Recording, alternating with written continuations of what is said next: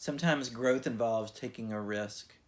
There's a beautiful scene in Luke chapter 8 where a man named Jairus falls at Jesus' feet, pleading for the life of his young daughter, who's only 12 and about to die. And Jesus is on the way to his house, and the crowds are all pressing in against him. And Jesus suddenly stops and demands to know who touched him. It's a crazy question, right? And Peter, who has the knack for saying the thing that everyone else is thinking, says, Master, that's a dumb question, basically, is what he's saying. What are you talking about? What do you mean, who touched you? Look at all these people around you. Everyone's touching you. But Jesus refuses to budge. And he demands to know who touched him because he sensed that power has gone out from him, like some kind of magician or superhero or something. And finally, this woman, trembling, comes out of the shadows and confesses to being the one who touched him. And this is huge because this woman has been bleeding some kind of hemorrhage for like 12 years.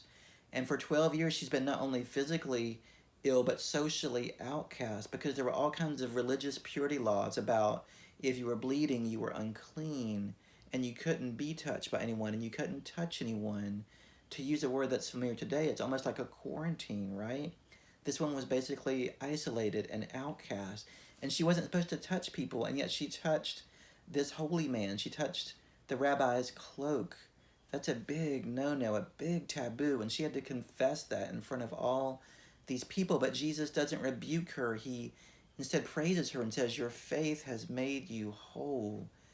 She's healed not only that day physically, but socially. It's a beautiful story. She took a risk and was rewarded for her faith. Amen.